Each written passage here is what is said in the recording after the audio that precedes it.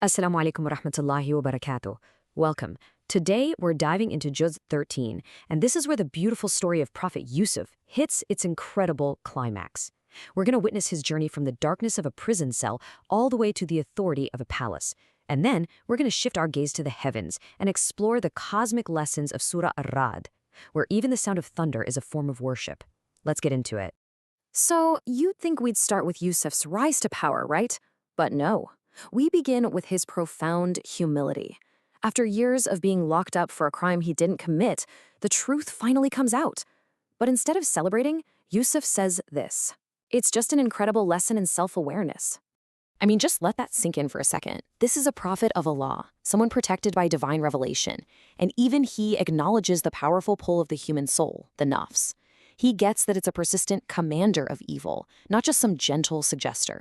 And what's the only protection against it? It's not our own willpower. It's the mercy of Allah. It's a humbling reminder for all of us that we constantly need his help to overcome our own selves. Okay, so back in the prison, the king is absolutely blown away by Yusuf's ability to interpret his dream, and he summons him immediately. But what does Yusuf do? He refuses to leave. See, he doesn't just want freedom, he demands justice.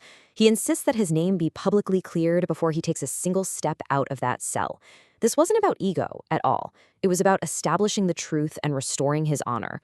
So once he's vindicated, the king offers him a high-ranking position. And how does Yusuf present his CV, his qualifications? He doesn't mention his noble family or his lineage. Nope. He simply says he is Hafiz, a trustworthy guardian, and Alim, knowledgeable. His entire resume was his character and his competence, qualities that were forged and proven through years of unimaginable trials. And this verse right here, it reveals a profound divine principle. Every single moment of hardship, being thrown in the well, being sold into slavery, the prison, all of it was preparation. Allah was crafting the perfect leader for that exact moment, because Allah never, ever wastes the reward of those who strive for excellence, for ihsan. Now, as Yusuf's story is reaching this peak, let's turn our attention back to his father, Prophet Yaqub. While his son was rising to power, Yaqub was enduring decades of deep, unimaginable grief. And through his struggle, he teaches us one of the most profound spiritual concepts you'll ever come across. This is sabrun jamil, or beautiful patience. So what makes it beautiful? The scholars explain it as a patience that is completely free from complaining to other people. You can feel sorrow. You can absolutely cry. I mean, Yaqub cried until he went blind. But the key is that the outlet for that pain is directed only to Allah. And here it is, in his own words. Even in his darkest moment, after losing a second son, his complaint is a private conversation with his Creator. And listen to that last part. "I know from Allah that which you do not know." Despite the crushing grief, his faith gave him a certainty that his own eyes couldn't see. He just knew his son was alive. Okay, fast forward years later, a famine drives the brothers to Egypt, and they're there begging for grain. They're standing before this powerful minister, completely clueless that he is the brother they left for dead in a well decades ago. After testing them, Yusuf picks his moment, and he drops this piercing question on them. Can you just imagine the shock in that room? And suddenly, the pieces start to click into place. The memories rush back. In sheer disbelief, they can only manage to ask one question, probably hoping and fearing the answer at the exact same time. Are you really Yusuf? And with just 3 simple words, decades of separation, of grief, of guilt, it all comes to an end. I am Yusuf. I mean, it's one of the most powerful reveals in all of Scripture. He's no longer the little boy in the well or the slave in the marketplace. Now, he's the authority, holding their very lives in his hands. So what does he do? With all this power over the men who tried to destroy him, he does this. He offers immediate, unconditional forgiveness. Not, I forgive you, but no, it's just pure mercy. And then he even goes a step further and prays that Allah himself forgives them. That, right there, is the character of a prophet. This whole saga, right, from the jealousy of his brothers to this incredible reunion in a palace, it was all leading to one specific moment, the fulfillment of a dream he had as a little boy. When his entire family finally arrives in Egypt, his parents and his 11 brothers, they fall in prostration before him. Not an act of worship, but one of honor. It was the sun, the moon, and the 11 stars he saw in his dream all those years ago. It took decades. But like Yusuf says, my Lord has made it reality. Allah's promises really have no expiration date.